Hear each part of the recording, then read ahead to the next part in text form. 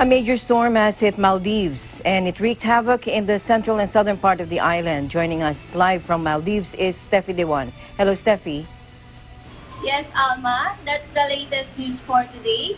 A number of islands located in the central and southern atolls have sustained damages over the past week as a result of sudden tidal waves and stormy weather.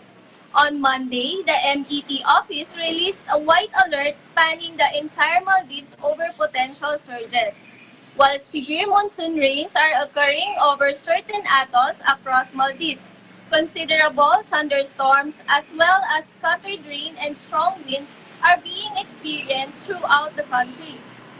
Recently, several islands have reported incidences of severe flooding, including Tinadu in Gapudalu Atoll and Dipushi in Kapu Atoll.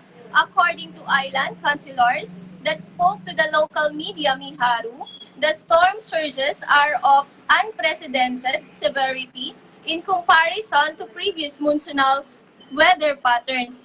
In certain islands, the tide was observed to have risen to heights of approximately 3 feet above sea level. However, according to sources in Kapu Atolls Tulusdu and Alif Alif Atolls Rasdu, although a number of residences were flooded, damage to personal property was prevented. Collaborative efforts between authorities and islands communities to pump and drain water out of the flooded areas are presently underway. Difushi Council members Ibrahimu Basir stated that the flooding had contaminated the freshwater lens on the island Maldives. Transporting and Contracting Company or MPCC has provided clean drinking water to the island's residents. The planet's fluctuating climate and increasingly severe effects brought to the island's nation has been a frequent topic of discussions among leaders over the past years, although it is yet to translate into active policy. On January 29, the Parliament held an extraordinary emergency meeting during which concerns regarding extreme weather conditions being experienced across the archipelago were highlighted. On February 13, the Maldivian Parliament passed a resolution to declare a climate emergency in a first-of-its-kind move for Maldivian history. This is one of the country's many exuberant gestures and statements delivered with a flourish asserting its position as a global climate advocate.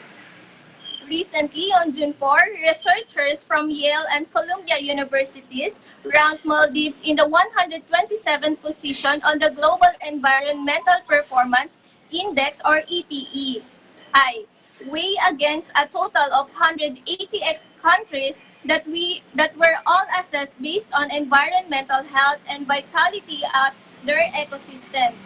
According to the evaluation, the most immediate issue for the island nation to address is biodiversity and habitat prevention, in which the island nation is ranked last at 180.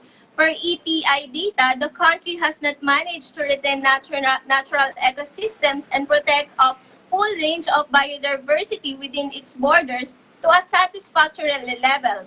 Despite the aforementioned actions and data, although the current administration maintains its pledge to stand at the forefront of tackling climate change and transition towards decentralized development, Maldives continues to invest in centralized and environmentally destructive projects.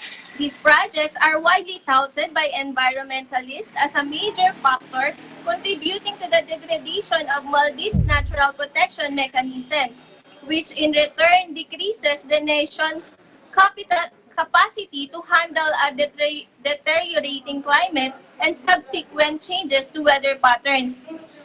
Casting a wary eye to the ongoing COVID-19 pandemic, the EPI's authors called on leaders to heed its timely reminder on the profound interdependence of all nations and the importance of investing in resilience. And for the COVID-19 case updates as of 6 p.m., Alma confirmed an additional 10 cases of COVID-19 infections in Maldives, with a total number of 2,501 cases. Back to you, Alma. All right. Thank you, Steffi. You stay safe and stay healthy over there in Maldives. Thank you so much, Alma. Once again, this is Deputy Juan reporting live from Maldives, and we live in interesting times. Okay, let's head on over